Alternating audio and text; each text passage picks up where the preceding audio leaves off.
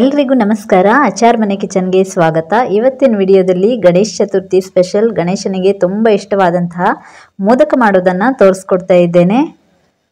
ಮೊದಲಿಗೆ ನಾನಿಲ್ಲಿ ಒಂದು ಕಾಯಲ್ಲಿ ಅರ್ಧ ಕಡಿಯಾಗುವಷ್ಟು ತೆಂಗಿನಕಾಯನ್ನು ತುರಿದಿಟ್ಕೊಂಡಿದ್ದೇನೆ. 1 ಕಪ್ ಆಗುವಷ್ಟು ಇದೆ ಇದು. ಇದಕ್ಕೊಂದು ಅರ್ಧ ಕಪ್ ಆಗುವಷ್ಟು ಬೆಲ್ಲನ ತೊಗೊಂಡಿದ್ದೇನೆ. ಒಂದು 3 ಏಲಕ್ಕಿಯನ್ನು ಕುಟ್ಟಿಟ್ಕೊಂಡಿದ್ದೇನೆ. ಒಂದು 3 ಸ್ಪೂನ್ ಆಗುವಷ್ಟು ತುಪ್ಪನ ತೊಗೊಂಡಿದ್ದೇನೆ.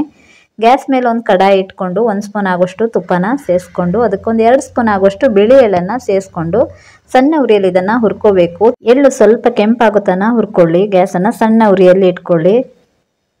ನೋಡಿ, ಇವಾಗ ಎಳ್ಳು ಹುರಿದಿದ್ದಾಗಿದೆ. ಇದಕ್ಕೇನೆ ನಾನು ಕಾಯಿ ತುರಿ ಹಾಗೂ ಬೆಲ್ಲನ ಸೇರಿಸ್ಕೊಳ್ತಾ ಇದ್ದೇನೆ.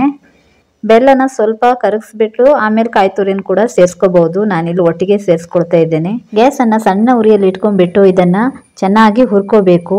ನಾನಿಲ್ಲಿ ಇದಕ್ಕೆ 1 ಸ್ಪೂನ್ ಆಗುವಷ್ಟು ಗೋಡಂಬಿ, ಕುಟ್ಟಿಟ್ಕೊಂಡಿರುವಂಥ ಏಲಕ್ಕಿ ಹಾಗೂ 1 ಸ್ಪೂನ್ ಆಗುವಷ್ಟು ತುಪ್ಪನ ಸೇರಿಸ್ಕೊಂಡ್ಬಿಟ್ಟು ಹುರ್ಕೊಳ್ತಾ ಇದ್ದೇನೆ. ಈ ರೀತಿ ಕಾಯಿ ಬೆಲ್ಲನ ಸೇರಿಸ್ಬಿಟ್ಟು ಮೋದಕ ಮಾಡೋದ್ರಿಂದ ಮೋದಕ ತುಂಬ ರುಚಿಯಾಗಿರ್ತದೆ ತಿನ್ನೋದಕ್ಕೆ.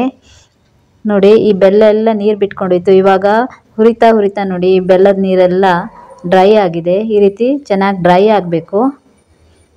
ನೋಡಿ, ಒಂದು ಸ್ವಲ್ಪನೂ ನೀರಿನ ಅಂಶ ಇಲ್ಲ. ಈ ರೀತಿ ರೆಡಿ ಮಾಡ್ಕೋಬೇಕು ಹೂರಣನ. ಇವಾಗ ಇದು ರೆಡಿ ಆಗಿದೆ. ಗ್ಯಾಸನ್ನು ಆಫ್ ಮಾಡಿಬಿಟ್ಟು ಇದನ್ನು ತಣಿಯೋದಕ್ಕೆ ಬಿಡಬೇಕು. ಮುಚ್ಚಳ ಮುಚ್ಚಿಬಿಟ್ಟು ತಣಿಯೋದಕ್ಕೆ ಬಿಡೋಣ. ಈ ಕಡೆ ಹಿಟ್ಟು ಕಳಿಸ್ಕೊಳ್ಳೋದಕ್ಕೆ ನಾನಿಲ್ಲಿ 3/4 ಕಪ್ ಆಗುವಷ್ಟು ಗೋಧಿ ಹಿಟ್ಟನ್ನು ತೊಗೊಂಡಿದ್ದೇನೆ. ಇದಕ್ಕೆ ಒಂದು 2 ಸ್ಪೂನ್ ಆಗುವಷ್ಟು ತುಪ್ಪನ ಸೇರಿಸ್ಕೊಳ್ತಾ ಇದ್ದೇನೆ. ಈ ತುಪ್ಪದಲ್ಲಿ ಹಿಟ್ಟನ್ನು ಚೆನ್ನಾಗಿ ಕಿವುಚ್ಬಿಟ್ಟು ಕಲಿಸ್ಕೋಬೇಕು. ನೋಡಿ, ಈ ರೀತಿ ಚೆನ್ನಾಗಿ ಹಿಟ್ಟನ್ನು ಕಲಿಸ್ಕೊಳ್ಳಿ. ಇವಾಗ ಇದಕ್ಕೆ ಸ್ವಲ್ಪನೇ ನೀರನ್ನು ಸೇರಿಸ್ಕೊಂಡು ಕಲಿಸ್ಕೊಳ್ತಾ ಇದ್ದೀನಿ. ಸಾಮಾನ್ಯವಾಗಿ ಯಾವುದೇ ನೈವೇದ್ಯ ಮಾಡುವಾಗ ಅದಕ್ಕೆ ಹಿಟ್ಟಿಗೆ ಉಪ್ಪನ್ನು ಸೇರಿಸ್ಕೊಳ್ಬಾರ್ದು. ನಾನಿಲ್ಲಿ ಉಪ್ಪನ್ನು ಸೇರಿಸ್ಕೊಳ್ತಾ ಇಲ್ಲ. ಮಧ್ಯದಲ್ಲಿ ಸ್ವಲ್ಪನೇ ನೀರನ್ನು ಸೇರಿಸ್ಕೊಂಡ್ಬಿಟ್ಟು ಇದನ್ನು ಚೆನ್ನಾಗಿ ನಾದ್ಬಿಟ್ಟು ಕಲಿಸ್ಕೋಬೇಕು. ಈ ಹಿಟ್ಟನ್ನು ನಾವು ಮಾಮೂಲಿ ಚಪಾತಿಗೆಲ್ಲ ಯಾವ ರೀತಿ ಕಲಿಸ್ಕೊಳ್ತೀವಲ್ಲ ಅದೇ ರೀತಿ ಕಲಿಸ್ಕೊಂಡ್ರೆ ಸಾಕು. ತೀರಾ ಸಾಫ್ಟ್ ಆಗಿ ಕಲಿಸ್ಕೋಬಾರ್ದು. ನೋಡಿ, ಇವಾಗ ಹಿಟ್ಟು ಕಲಸಿ ರೆಡಿ ಆಗಿದೆ. ನಾನು ಇದರಲ್ಲಿ ಒಂದು ದೊಡ್ಡ ಚಪಾತಿನ ಲಟ್ಸ್ಕೊಂಡ್ಬಿಟ್ಟು ಒಂದು ಡಬ್ಬದ ಮುಚ್ಚಳದ ಸಹಾಯದಿಂದ ಈ ರೀತಿ ಸಣ್ಣ ಸಣ್ಣ ಚಪಾತಿಯಾಗಿ ರೆಡಿ ಮಾಡಿ ಇಟ್ಕೊಂಡಿದ್ದೇನೆ. ತೀರಾ ದಪ್ಪ ಲಟ್ಸ್ಕೋಬಾರ್ದು, ತೆಳುವಾಗಿ ಲಟ್ಸ್ಕೊಳ್ಳಿ. ಇವಾಗ ಮೋದಕ ಮಾಡೋಣ. ಒಂದು ಸಣ್ಣ ಸಣ್ಣ ಚಪಾತಿಯಲ್ಲಿ ಒಂದನ್ನು ಈ ರೀತಿ ತೊಗೊಂಡ್ಬಿಟ್ಟು ನಾವು ರೆಡಿ ಮಾಡಿ ಇಟ್ಕೊಂಡಿರುವಂಥ ಹೂರಣನ ಮಧ್ಯದಲ್ಲಿ 1 ಸ್ಪೂನ್ ಆಗೋಷ್ಟು ಸೇರಿಸ್ಕೊಂಡ್ಬಿಟ್ಟು ಈ ರೀತಿ ಇದರ ಅಂಚುಗಳನ್ನೆಲ್ಲ ಸೇರಿಸ್ತಾ ಹೋಗಬೇಕು. ಈ ರೀತಿ ಎಲ್ಲ ಅಂಚುಗಳನ್ನು ಎಲ್ಲೂ ಬಿಟ್ಕೋಬಾರ್ದು. ಆ ರೀತಿ ನಿಧಾನವಾಗಿ ಸೇರಿಸ್ಕೊಂಡ್ಬಿಟ್ಟು ಇದನ್ನು ಈ ರೀತಿ ಪ್ರೆಸ್ ಮಾಡಿಕೊಂಡ್ರೆ ಈಸಿಯಾಗಿ ಮೋದಕನ ರೆಡಿ ಮಾಡ್ಕೋಬೋದು. ನೋಡಿ, ಅದೇ ರೀತಿ ಇನ್ನೊಂದು ಮೋದಕ ಮಾಡೋದನ್ನು ತೋರಿಸ್ಕೊಡ್ತಾ ಇದ್ದೇನೆ.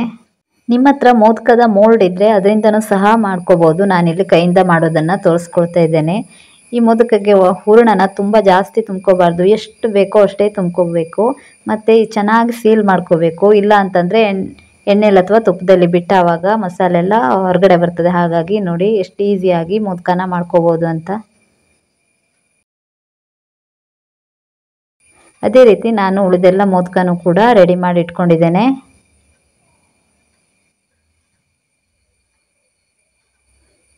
ಇವಾಗ ಈ ಕಡೆ ತುಪ್ಪನ ಕಾಯೋದಕ್ಕೆ ಇಟ್ಟಿದ್ದೆ.